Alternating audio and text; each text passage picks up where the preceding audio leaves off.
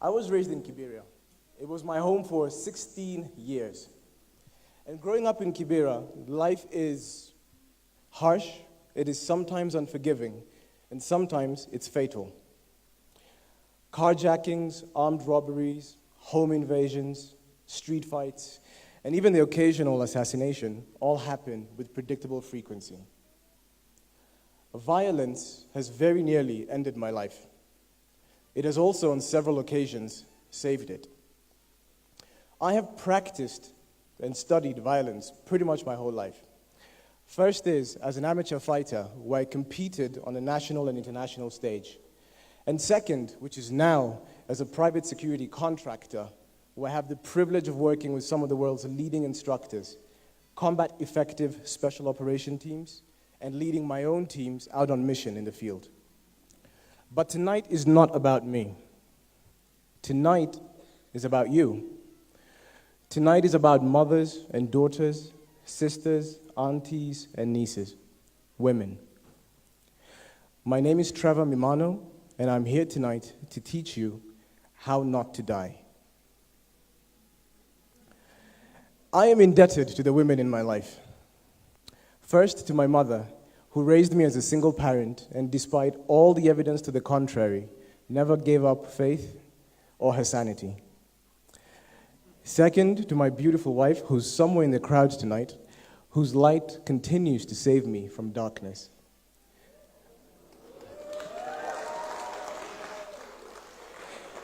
And third, to my daughter, Leilani, who just turned 4 years old, and whose entry into my life, she changed everything. She changed it all. Being a father is terrifying. They didn't tell me this in the beginning. And it's been difficult for me personally to try and reconcile the joy I feel of watching her grow up versus my obligation to protect her and to prepare her for the world she's going to walk out into. And the reality is that for her, as a young woman in this region, there's a 1 in 3 chance that she will be the target of sexual or physical assault. That 45% of women aged between 15 and 49 in this region are targets and victims of sexual and physical violence.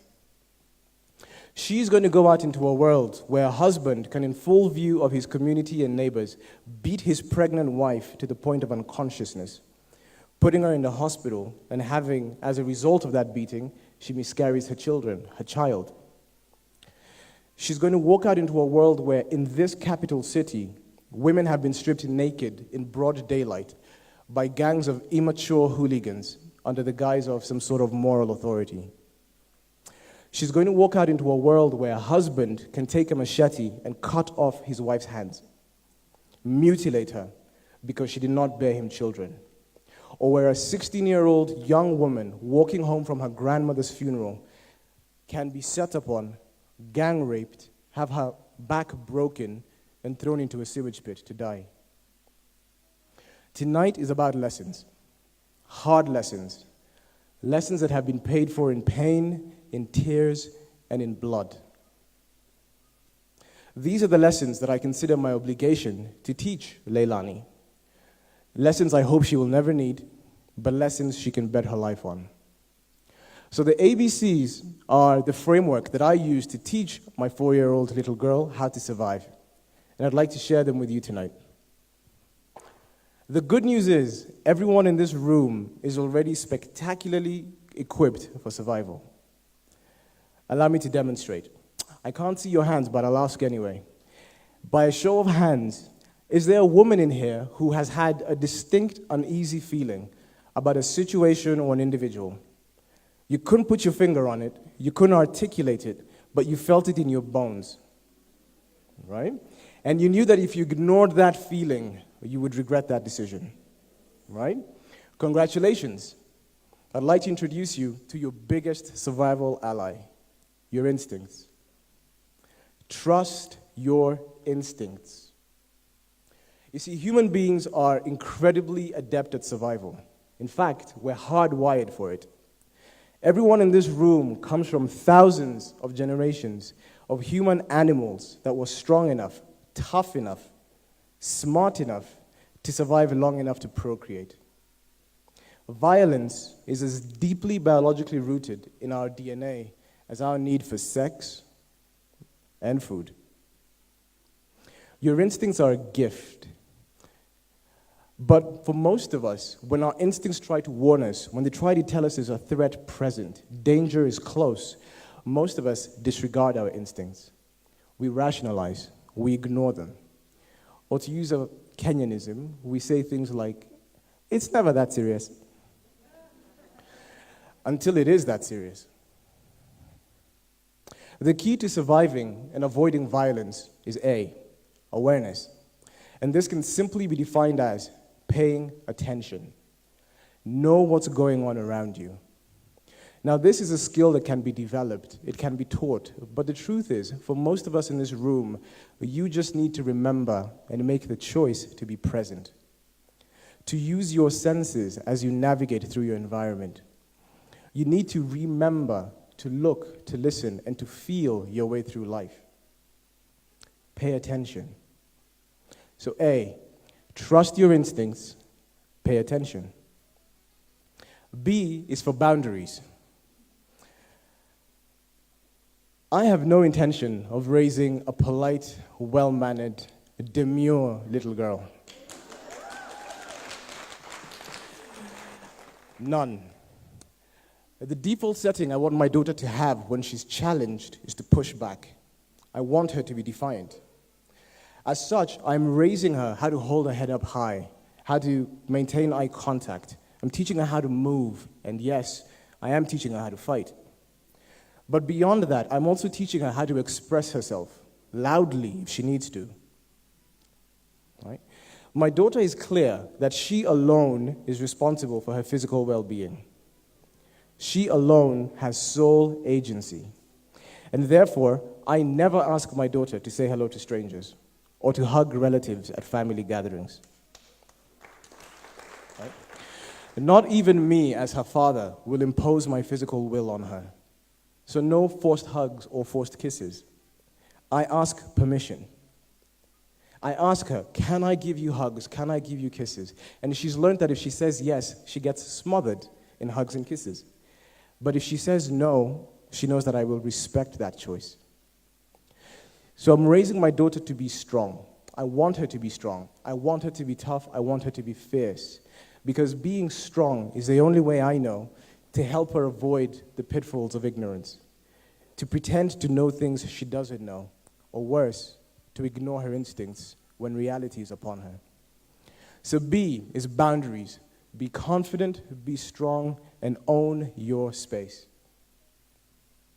So awareness and boundaries are really your predictive strategies. They're what keeps you out of trouble.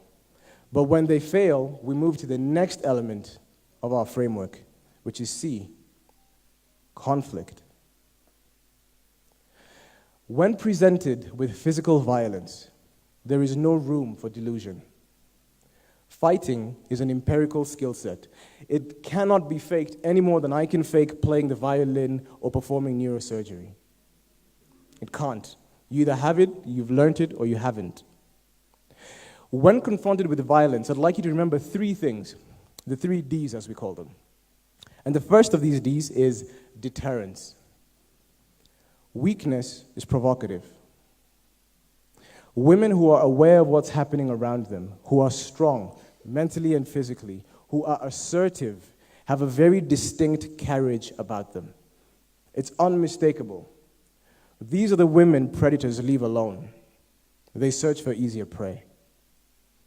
Deterrent, don't look like a victim, and you won't be. Second D is distance. In close quarters, in a fight, in combat, managing distance is everything. And I've learned this the hard way. If you wait for your assailant to sit on top of you and punch you in the face, it's a little late in the game to try and protect yourself. Generally, by dictating distance and timing, you dominate the fight. It's a simple premise. It's harder in practice. And lastly, most importantly, is the final D, your determination. Should a predator choose you, It is your job to make him pay for it. It is your job to make him pay dearly for it. You are your own savior. No one else is coming. Fighting is stressful. Combat is stressful. Your training is the only thing that keeps you functional and that will get you home. Developing sound body mechanics and physical skill sets is only something that you can accomplish by repetition, through training in functional martial systems like boxing or wrestling or jiu-jitsu or Muay Thai. But beyond the physical conditioning, beyond your cardiovascular strength and endurance, beyond your stamina going up, the most important thing in a fight is your mental conditioning. Should a man lay hands on you without your consent, your overriding mindset should be to dominate. You will fight. You will win. You will triumph. You will get home, regardless of the cost, regardless of the consequences, no matter the odds. You will triumph.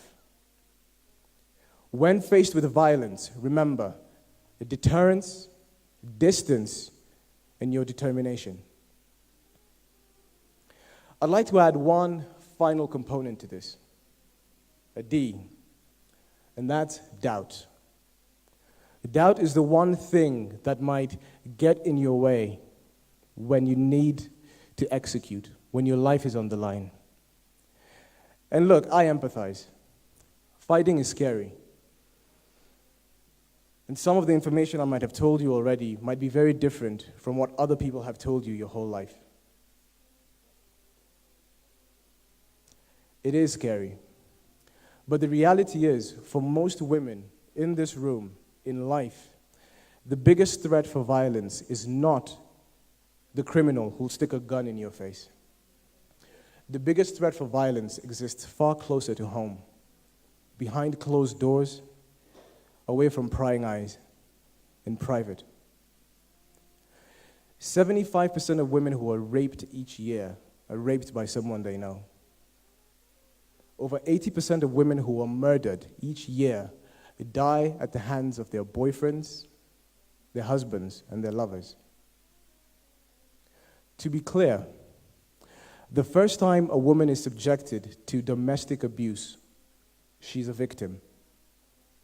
The second time, she's a volunteer. The data is clear. Women who stay or who return to physically abusive relationships end up in hospital or dead. So if I could leave you with one thing tonight, one final takeaway, it would be this. Forget submission. Fight. When you submit,